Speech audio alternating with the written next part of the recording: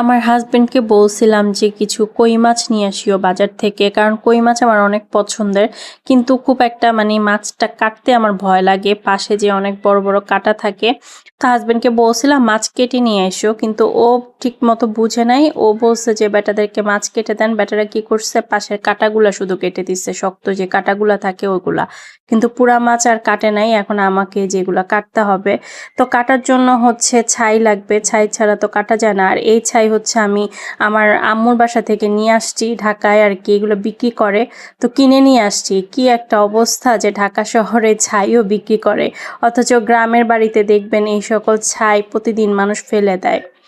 আর এদিক থেকে মাছ টাছ ভালো মতন ধুয়ে পরিষ্কার করে নিব। তো এখানে হচ্ছে ভিনেগার আর লবণ দিয়ে কিছুক্ষণ মাখায় রাখছি, কারণ যে কোনো মাছ হচ্ছে লবণ আর ভিনেগার দিয়ে মাখায় রাখলে গন্ধটা চলে যায়। তো এই যে মাখায় রাখতে রাখতে দেখেন মাছের থেকে কেমন একটা পানি বের হয়ে গেছে। তো এখন এটাকে ভালো মতো আবার অনেকবার ধুইছি। মাছ ধুইতে যে আমার জায়ের কথা মনে পড়ছে। আমার যা মাছ অনেক ধয়, আমার আম্মু ওকেও দেখছি এত এত ধয়। তো আমিও সেরকম একটা অভ্যাস হয়ে গেছে আমার আম্মুর মতো। আমি মনে হয় ৮-৯ বারের বেশি মাছ ধুইছি, যতক্ষণ না মনে হয় মাছ পরিষ্কার হয় নাই ততক্ষণ পর্যন্ত মাছ ধুইতেই থাকি। তা আজকে হচ্ছে এই যে কই মাছটাকে ভেজে তারপর হচ্ছে দই দিয়ে রান্না করব। তো দই দিয়ে হচ্ছে কই মাছের ভুনাটা বেশ মজা লাগে, আর এটা সাধারণত পোলাওর সাথে খাইতে বেশি ভালো লাগে। তো আজকে আর পোলাও রান্না করি নাই, সাদা ভাতের সাথেই খাবো।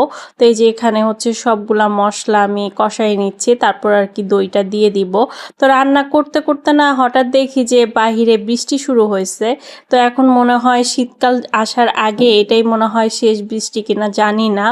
এই যে এত পরিমাণে ঝুম বৃষ্টি হচ্ছিল, অনেক ভালো লাগতেছিল এরকম বৃষ্টির মধ্যে। আসলে ঠান্ডা ঠান্ডা ওয়েদার। আর আমি বৃষ্টি দেখলেই হচ্ছে এরকম হাত বের করে দিই বারান্দা দিয়ে, বৃষ্টির পানিগুলো যখন হাতের উপরে টুপটুপ করে পড়ে এত ভালো লাগে। আর এদিক থেকে তো রান্না প্রায় হয়ে আসছে। এখন হচ্ছে এই যে মশলাগুলো সব কষানোর পরে অন্য একটা কড়াইতে হচ্ছে, যে কড়াইতে মাছ ভেজে রাখছিলাম ওই কড়াইয়ের মধ্যেই হচ্ছে এখন মশলাগুলো দিয়ে দিব। এই তো তারপর কয়েকটা আস্ত কাঁচা মরিচ দিয়ে দিচ্ছি। আমার আবার ভাতের সাথে ডলে খাইতে ভালোই লাগে মরিচ।